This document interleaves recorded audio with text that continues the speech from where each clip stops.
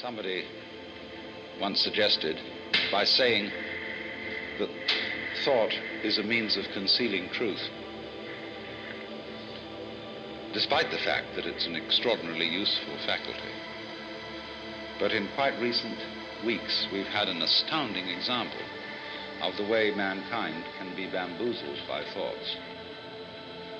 There was a crisis about gold, and the confusion of money in any form whatsoever with wealth is one of the major problems from which civilization is suffering. Because way back in our development, when we first began to use symbols to represent the events of the physical world, we found this such an ingenious device that we became completely fascinated with it. And in ever so many different dimensions of life, we are living in a state of total confusion between symbol and reality. And the real reason why in our world today, where there is no technical reason whatsoever why there should be any poverty at all, the reason it still exists is people keep asking the question, where's the money going to come from? Not realizing that money doesn't come from anywhere, it never did. Except if you thought it was gold. And then, of course, if to increase the supply of gold, use that to finance all the world's commerce, prosperity would depend not upon finding new processes for growing food in vast quantities, or getting nutrition out of the ocean, or getting water from atomic energy. No, it depends on discovering a new gold mine. And you can see what a nonsensical state of affairs that is. Because when gold is used for money, it becomes, in fact, useless. Gold is very useful metal for filling teeth, making jewelry, and maybe covering the dome of the Capitol in Washington. But the moment it is locked up in vaults in the form of ingots, it becomes completely useless. It becomes a false security, something that people cling to, like an idol, like a belief in some kind of big daddy, oh God, with whiskers, who lives above the clouds. And all that kind of thing diverts our attention from reality. We go through all sorts of weird rituals and get in the symbol, in other words, gets in the way of practical life. So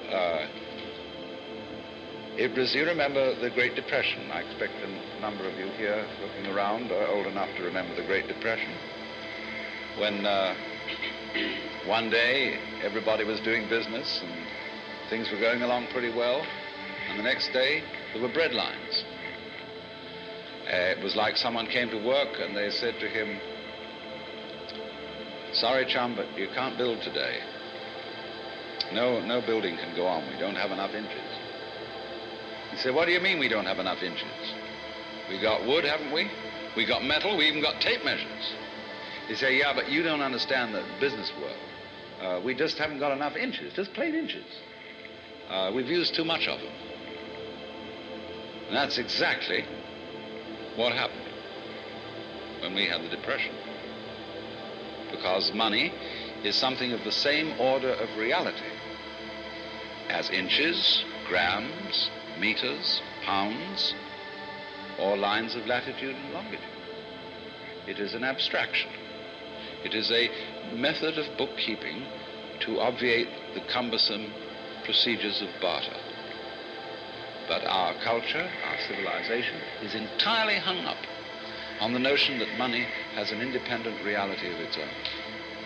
And this is a very striking, concrete example of what I'm going to talk about,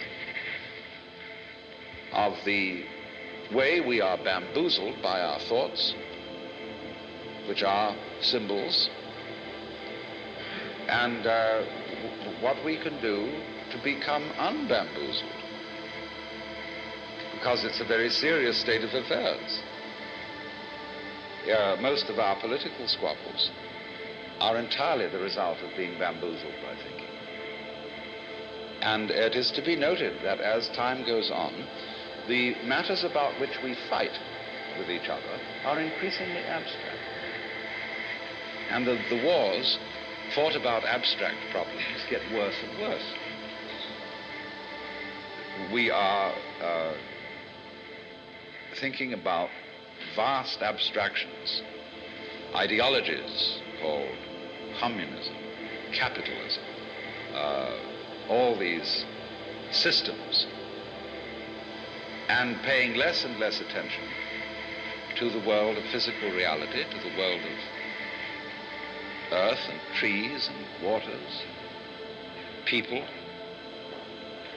and so are, in the name of all sorts of abstractions, busy destroying our natural environment. Wildlife, for example, is having a terrible problem continuing to exist alongside human beings. Another example of this fantastic confusion is that not so long ago, the Congress voted a law imposing stern penalties upon anyone who should presume to burn the American flag. And they put this law through with a great deal of patriotic oratory and quoting of poems and so on about Old Glory, ignoring the fact entirely that these same congressmen, by acts of commission or omission, are burning up that for which the flag stands.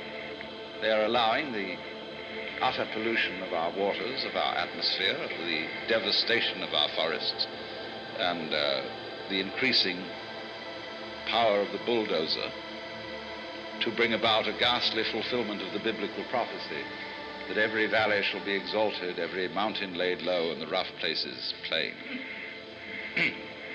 But you see, they don't notice the difference between the flag and the country. As Korzybski pointed out, the difference between the map and the territory. Now, however, I think we should begin by talking a little bit about, when we use the word physical reality as distinct from abstraction, what are we talking about? Because you see, there's going to be a fight about this philosophically.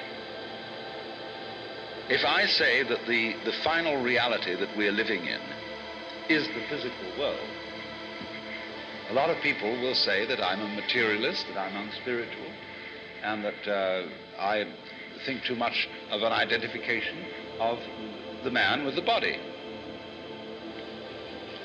Any book that you open on yoga or Hindu philosophy will have in it a declaration that you start a meditation practice by saying to yourself, I am not the body. I am not my feelings. I am not my thoughts. I am the witness who watches all this and is not really any of it. And so if I were to say then that the physical world is the basic reality, I would seem to be contradicting what is said in these Hindu texts. But it all depends on what you mean by the physical world. What is it? First of all, it must be pointed out that the idea of the material world is itself philosophical. It is in its own way a symbol. And so if I take up something that is generally agreed to be something in the material world, and I argue that this is material, of course it isn't. Because nobody has ever been able to put their finger on anything material. That is to say, if you by the word material, you mean some sort of basic stuff out of which the world is made. By, say, analogy with the art of ceramics, pottery, we use clay and we form it into various shapes. And so a lot of people think that the physical world is various forms of matter. And nobody has ever been able to discover any matter. They've been able to discover various forms, yes, various patterns, but no matter. You can't even think how you would describe matter in some terms other than form. Because whenever a physicist talks about the nature of the world, he describes a form, he describes a process which can be put into the shape of a mathematical equation. And so if you say A plus B equals B plus A, everybody knows exactly what you mean. It's a perfectly clear statement. But nobody needs to ask, what do you mean by A or what do you mean by B? Or if you say 1 plus 2 equals 3, that's perfectly clear. But you don't need to know 1 what, 2 what, or 3 what. And all our descriptions of the physical world have the nature of these formulae, numbers. They are simply mathematical patterns, because what we're talking about is pattern. But it's pattern of such a high degree of complexity that it's very difficult to deal with it by thinking.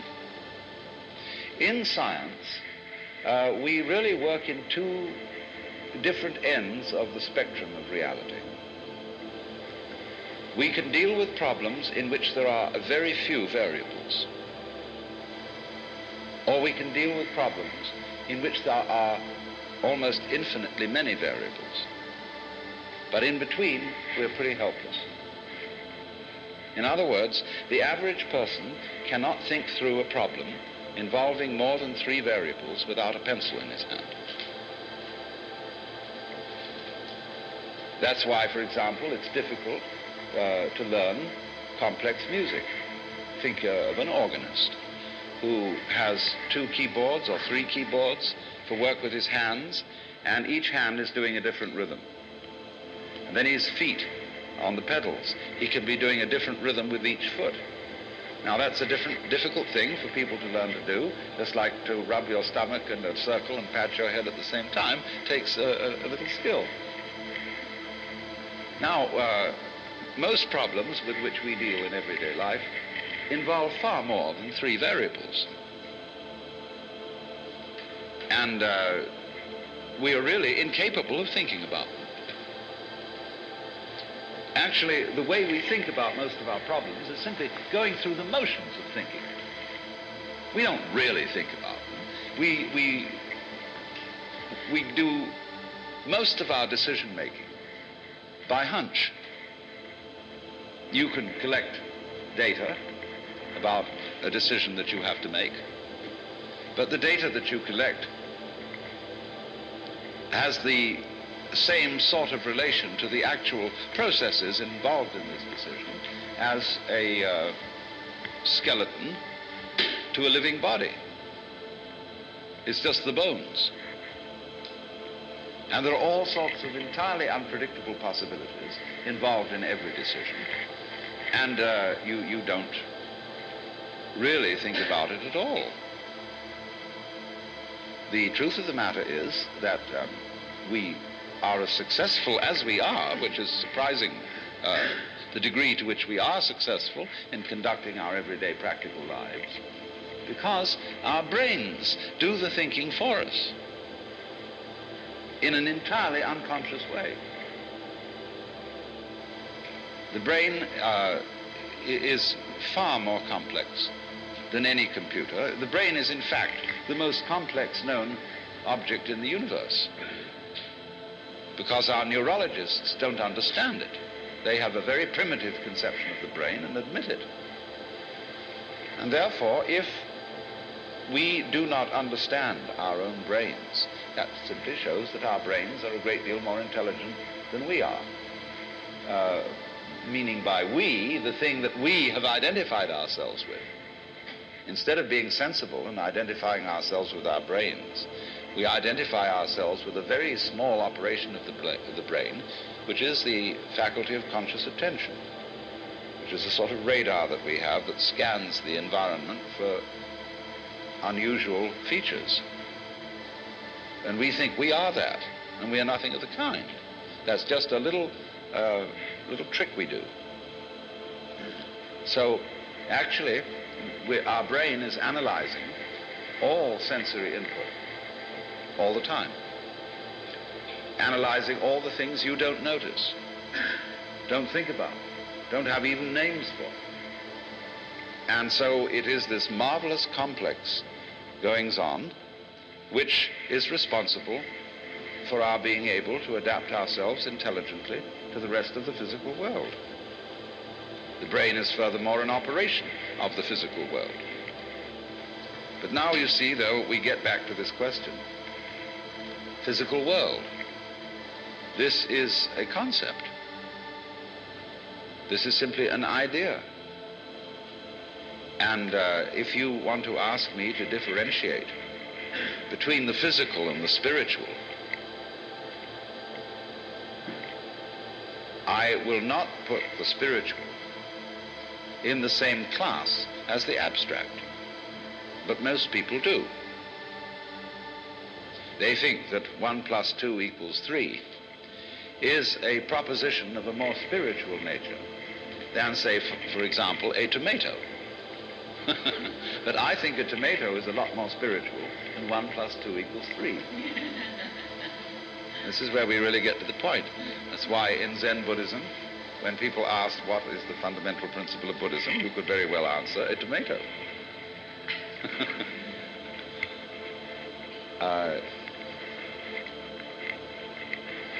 Because look how, when you examine the material world, how diaphanous it is. It really isn't very solid. A tomato doesn't last very long. Nor, for that matter, do the things that we consider most exemplary of physical reality, such as mountains. The poet says, "The hills are shadows, and they flow from form to form, and nothing stands." Because the physical world is diaphanous. It's like music. When you play music, it simply disappears. There's nothing left. And that, for that very reason, it is one of the highest and most spiritual of the arts, because it is the most transient.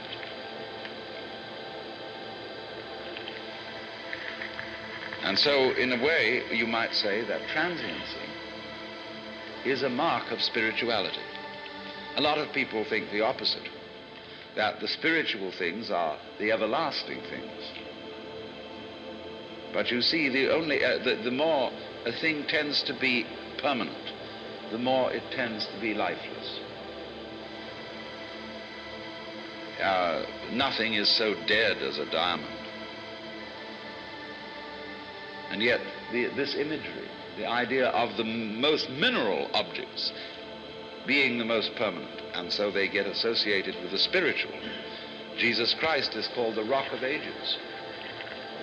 And even the Buddhists have used the diamond, the Vajra, as an image of the fundamental reality of the universe.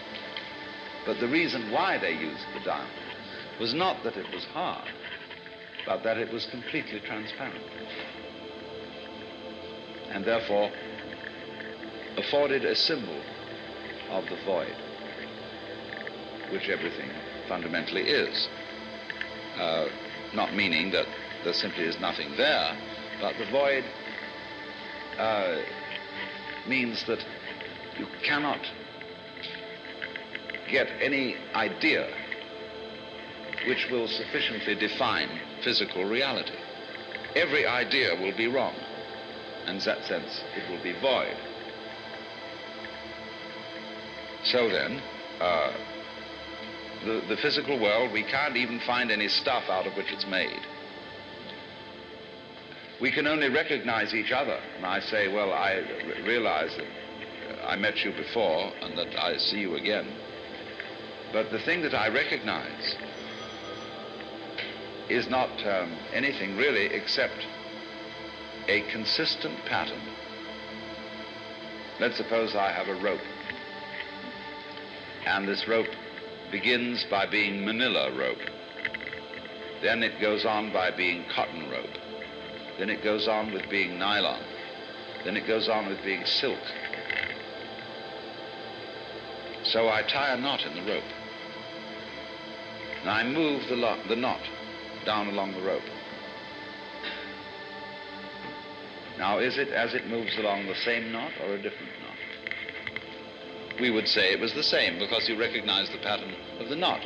But at one point it's manila, at another point it's cotton, at another point it's nylon, and another it's silk. And that's just like us. We are recognized by the fact that one day you face the same way as you did the day before. And people recognize your facing. So they say that's John Doe or Mary Smith. But actually the contents of your face, whatever they may be, the water, the carbons, the chemicals, are changing all the time. You're like a whirlpool in a stream. The stream is doing this consistent whirlpooling, and we always recognize, like at the Niagara, the whirlpool is one of the sights. But the water is always moving on. And we are just like that, and everything is like that. So there's nothing in the physical world that is what you might call substantial. It's pattern. And this is why it's so spiritual. To be non-spiritual is not to see that. In other words, it is to impose upon the physical world the idea of thingness, of substantiality.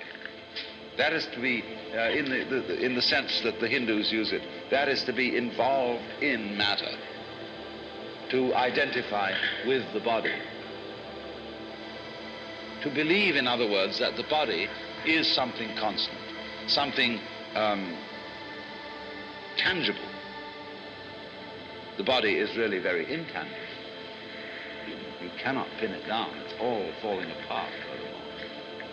And we're aging, getting older, and so therefore if you cling to the body, you will be frustrated. So the whole point is that the material world, the world of nature, is marvelous, so long as you don't try to lean on it, so long as you don't cling to it. And if you don't cling to it, you can have a wonderful time with it. Let's take for a very controversial issue. All spiritual people are generally against lovemaking. Ramakrishna used to speak about the evils of woman and gold. I've already demonstrated the evils of gold. But what about the evils of woman? In my point of view, yes, women can be a source of evil if you attempt to possess them. I mean, if you can say of another person, I love you so much I want to own you, and really tie you down and call you, well, it's like that poem of Ogden Nash where someone claimed that he loved his wife so much that he climbed a mountain and named it after her. Called it Mount Mrs. Oswald Tregennis.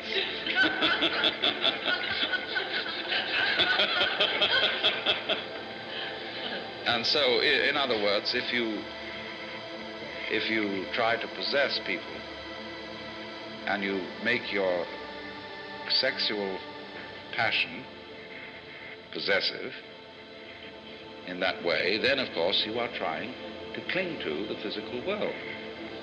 But you see, women are in a way much more interesting if you don't cling to them. If you let them be themselves and be free. And in my opinion, you can have a very spiritual sex life if you are not possessive. But if on the other hand you are possessive, then you're in trouble. So, but you know, the average Swami won't agree with that, because he confuses, by thinking that the body that I touch is something evil. he's hung up with it. It's like the story of the two Zen monks who were crossing a river. And it was the ford was very deep because of the flood.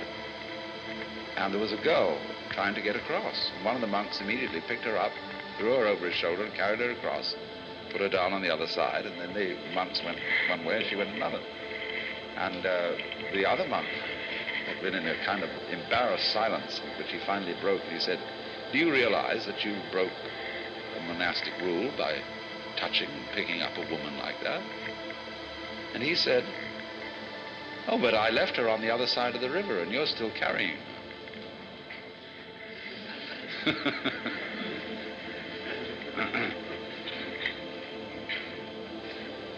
So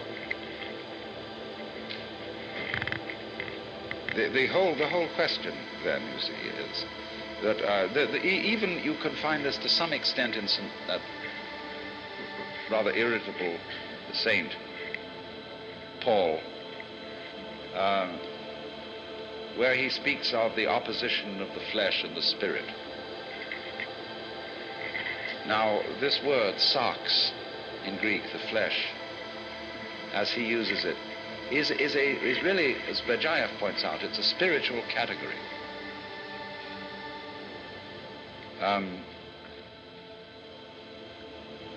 For the Christian, you see, the Word is made flesh in Christ, and there will be the resurrection of the body in the final consummation of the universe. So you cannot really, as an Orthodox Christian, take a antagonistic attitude to the flesh. Why then does St. Paul take an antagonistic attitude to the flesh? Well, you can only save the situation, make the New Testament consistent with itself, by saying that he meant by the flesh a certain kind of spiritual category. He didn't mean this, because this isn't flesh. Flesh is a concept. This is not. And so the flesh, or you might say, talk about the sins of the flesh, they have entirely to do with certain hang-ups that we have about our bodies. And that again is what I would call leaning on the world, exploiting it. When you take, as a Buddhist, you take the third precept, Kame sumichachara veramani sikapadam samadhiyami. And it's usually translated, I undertake the precept to refrain from adultery. It doesn't say anything of the kind. Kama is passion. Kame sumichahara, therefore, is, I undertake the precept not to exploit the passions. So in other words, you may be bored, see?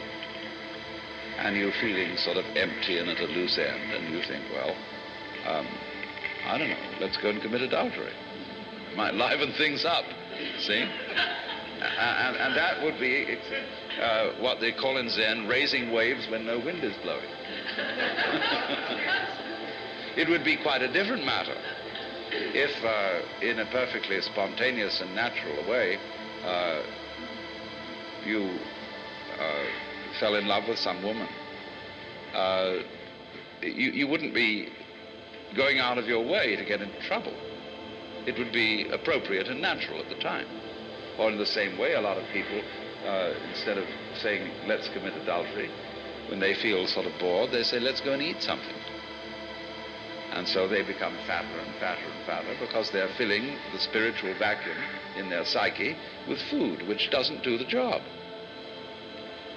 It's not the function of food to fill spiritual vacuums.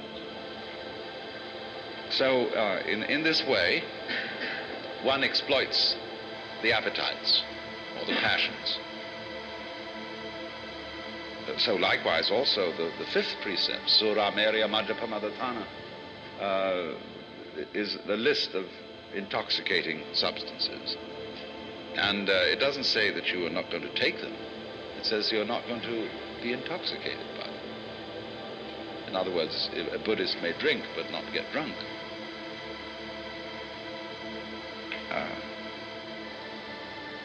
don't know how that applies to psychedelics, but that's another story.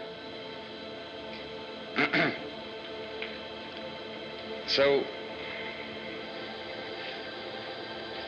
one might say then that we are confused through and through about what we mean by the material world. And what I'm first of all doing is I'm just giving a number of illustrations which show how confused we are. And let me repeat this to get it clear, because it is rather complicated. In the first place, we confuse abstract symbols, that is to say numbers and words and formulae, with physical events, as we confuse money with consumable wealth. In the second place, we confuse physical events, the whole class and category of physical events, with matter. But matter, you see, is an idea, it's a concept. It's the concept of stuff, of something solid and permanent that you can catch hold of. Now, you just can't catch hold of the physical world. The physical world is the most evasive, elusive process that there is. It will not be pinned down, and therefore it fulfills all the requirements of spirit. So what I'm saying then is that the non-abstract world, which Korzybski called unspeakable, which was really a rather good word, is the spiritual world. And the spiritual world isn't something kind of gaseous, abstract, formless, in that sense of shapeless. It's formless in another sense. The formless world is the wiggly world. There really is no way that the physical world is. In other words, the nature of truth. I said in the beginning, somebody had said that thoughts were made to conceal truth. This is the fact, because there is no such thing as the truth that can be stated. In other words, ask the question, what is the true position of the stars in the Big Dipper? Well, it depends where you're looking at them from. And there is no absolute position. So in the same way, accountants, a good accountant will tell you that any balance sheet is simply a matter of opinion.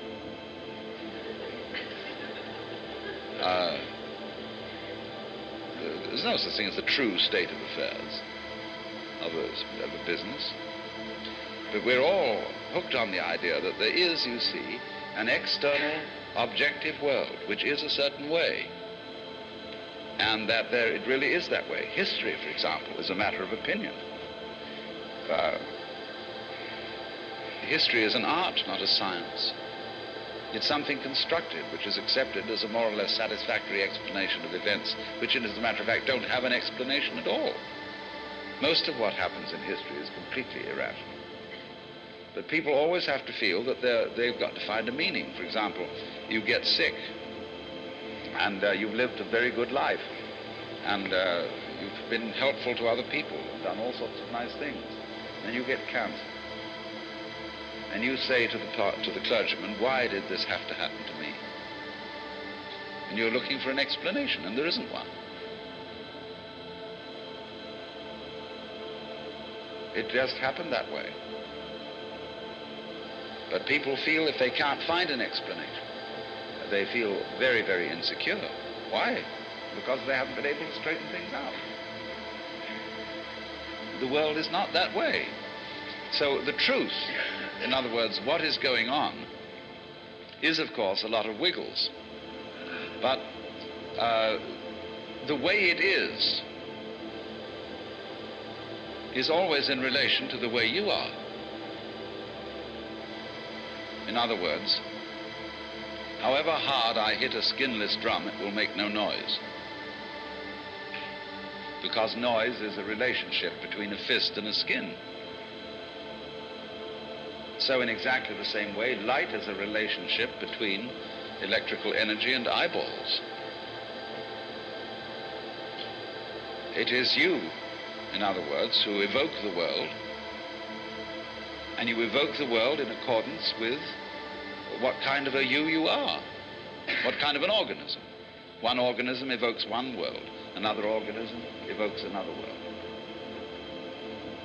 And so everything, reality is a kind of relationship. So once one gets rid of the idea of the truth as some way the world is in a fixed sense, say it is that way, see? Then you get to another idea of the truth altogether. The idea, the truth that cannot be stated, the truth that cannot be pinned down. And then that is the kind of truth that is God. When we speak of God as the reality that exceeds all thoughts, that surpasses all definitions, that is infinite, unbounded, eternal, immeasurable in terms of time. That's what we're talking about. We're not talking about a gaseous vertebrate or a huge, vast void without any wiggles in it. All gas. We put it another way altogether. The truth that cannot be pinned.